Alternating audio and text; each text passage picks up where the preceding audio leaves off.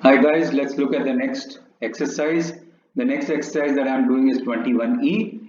21C is not in your syllabus. It involves complementary angle, which is not in your syllabus. And 21D we'll do after this exercise because 21E is similar to what we've been doing in 21A and B. So that's why I've taken up this exercise first. So let's look at this question. Again, we'll have to prove left hand side equal to right hand side. So let's see. On the right hand side, I have sine and cos, which means I should try and convert my left hand side into sine and cos. So 1 upon cosec would become 1 upon sine A minus cot A would become cos A upon sine A.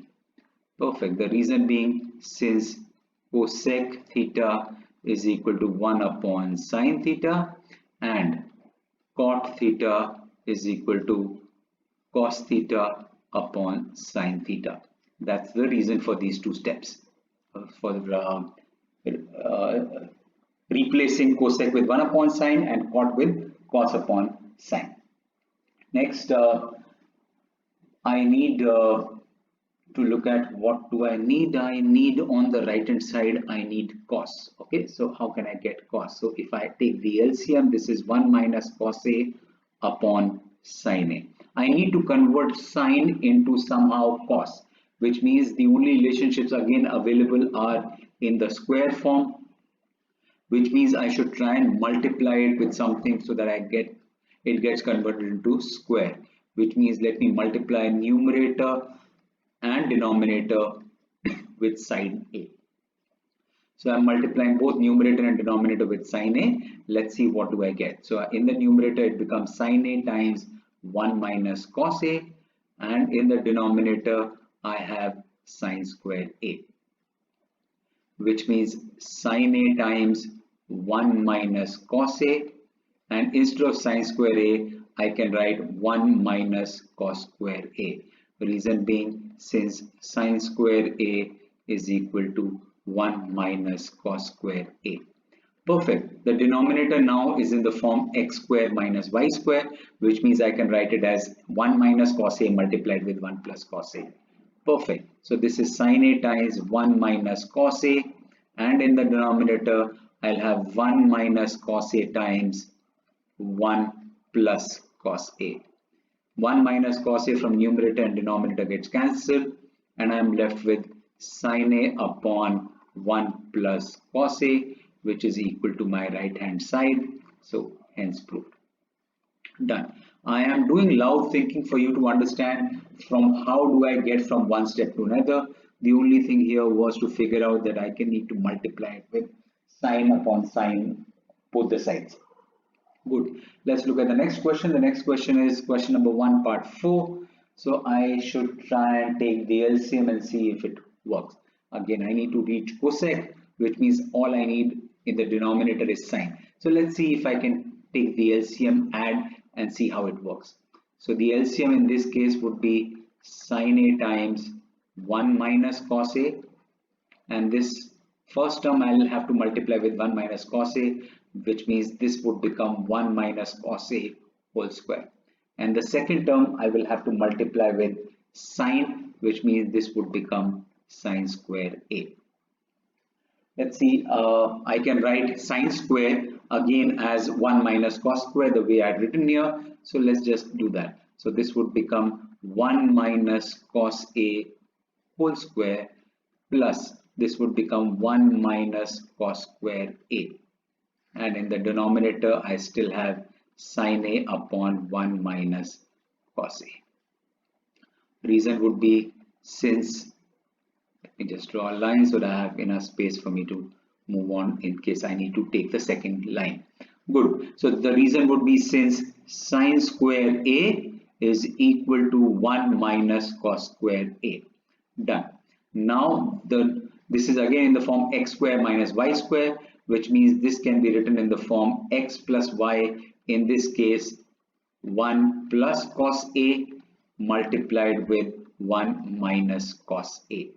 Done. And in the denominator I have sine A times 1 minus cos A.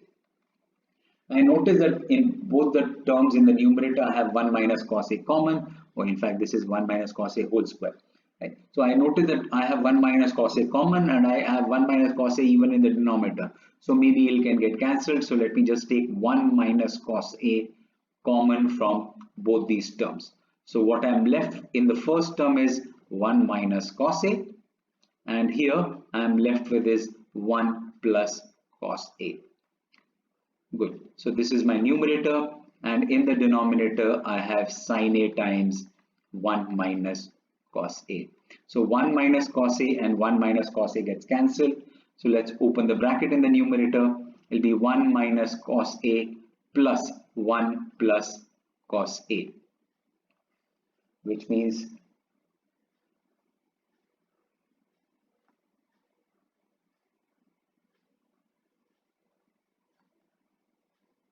minus cos A and cos A gets cancelled, and in the denominator I have sin A, which means this is 2 upon sin A, which is nothing but 2 cosec A.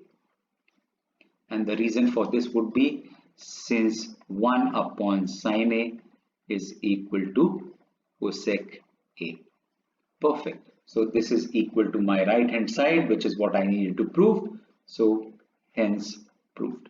Done. Let's look at the next question. The next question that we do is question number 1 part 5. It says cot A upon 1 minus tan A plus tan A upon 1 minus cot A. Again, let's start with the left hand side and see how we can move on from there. So let's work with the left hand side, and let me convert cot into 1 upon tan and convert cot into 1 upon tan. So the numerator becomes 1 upon tan A, everything divided by 1 minus tan A, plus here the numerator is tan A, and in the denominator I have 1 minus 1 upon tan A. The reason would be since cot A is equal to 1 upon tan A. Done.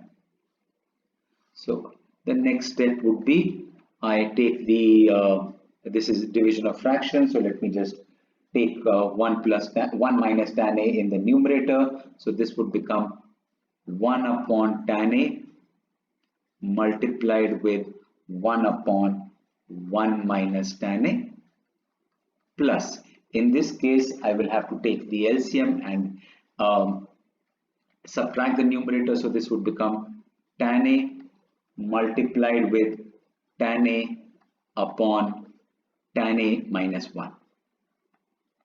Perfect. This is tan A minus 1, and when I divide the fraction, this tan A goes on the top, and in the denominator I have tan A minus 1.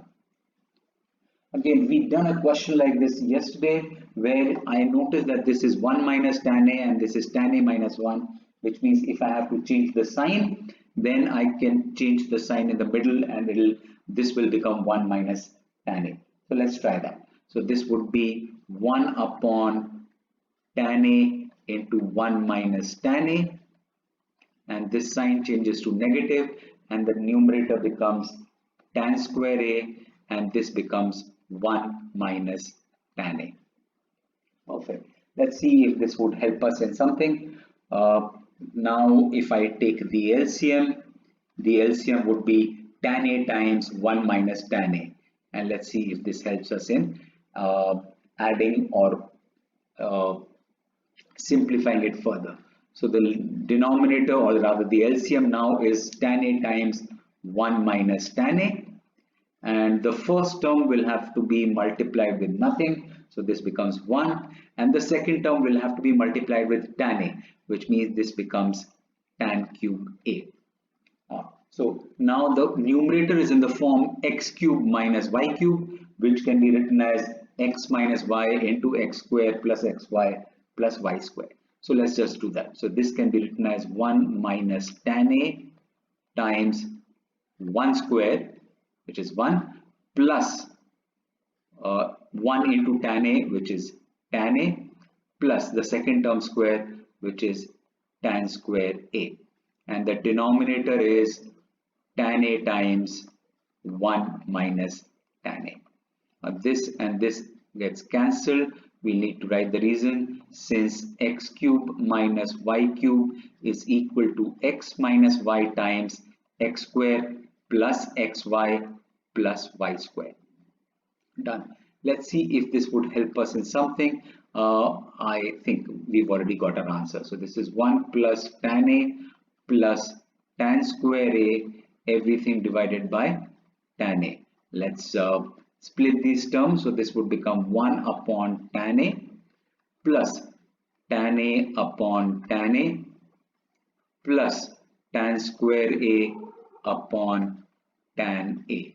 So tan A gets cancelled. This becomes 1 and this becomes cot A. So this is cot A plus 1 plus tan A. Reason would be since 1 upon tan A is equal to cot A. And this is equal to my right hand side. So hence proved. Done. Interesting question.